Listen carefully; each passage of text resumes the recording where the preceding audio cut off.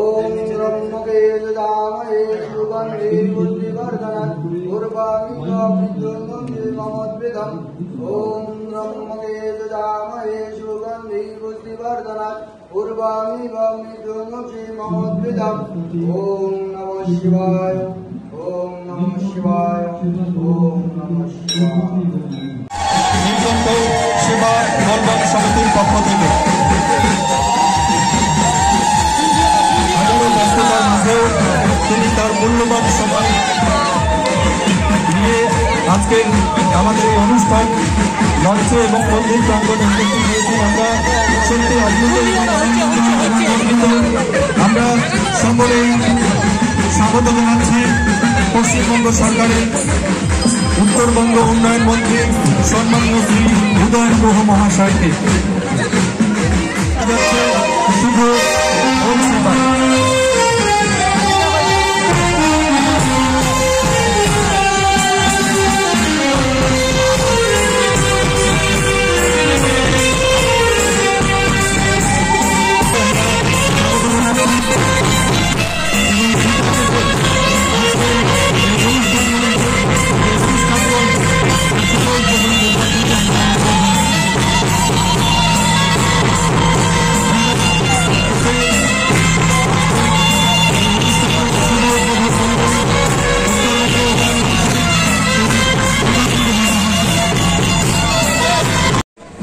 তাদের কাছে জনপ্রিয় হয়ে উঠছে।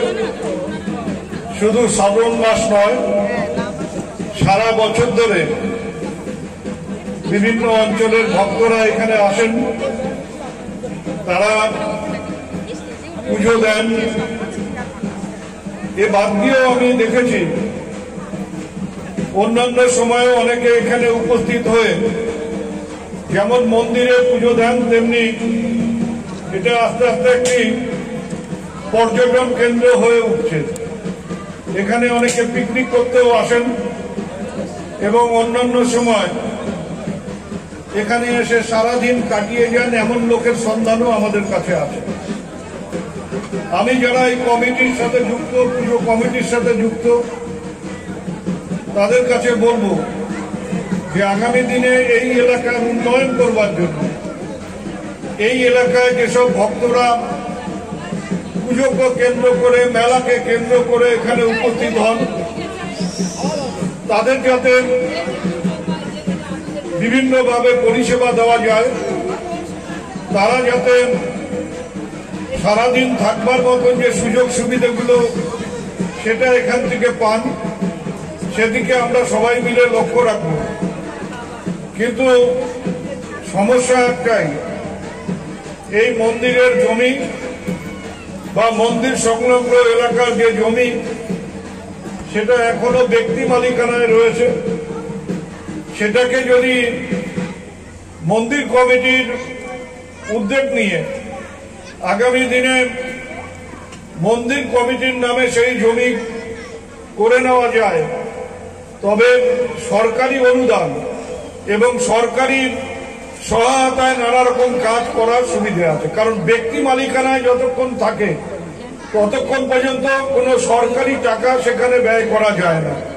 কাজেই ভবিষ্যতে এই জায়গাকে আরো সুন্দর করে তুলতে এবং যাতে যারা পুজো দিতে আসবেন, যারা শিব ভক্তরা বিভিন্ন সময় আসবেন, তারা যাতে সামান্যতম সুযোগ সুবিধা এখানে পান, সেই দিকে আমরা যারা জনপ্রতিনিধি আছি আমরা নিশ্চয়ই লক্ষ্য রাখব।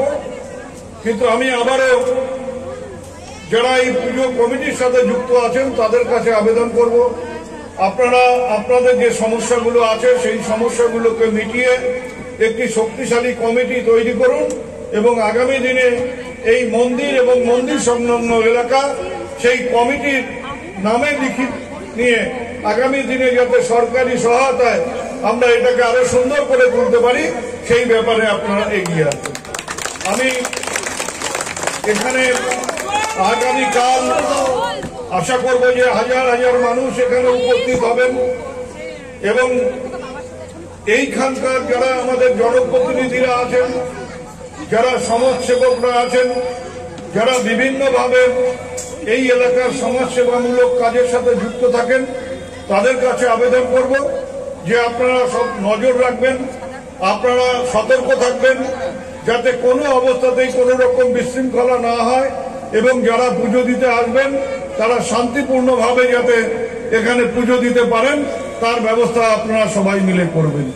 আমি এই পুজো উপলক্ষে মেলা এবং এখানে আজ যে অনুষ্ঠান অনুষ্ঠিত হবে আজ সারা রাত ব্যাপী এবং আগামীকাল, আমি তার সফলতা কামনা করে উপস্থিত সবাইকে আবারও শুভেচ্ছা নমস্কার জানিয়ে আমার বক্তব্য শেষ করলাম।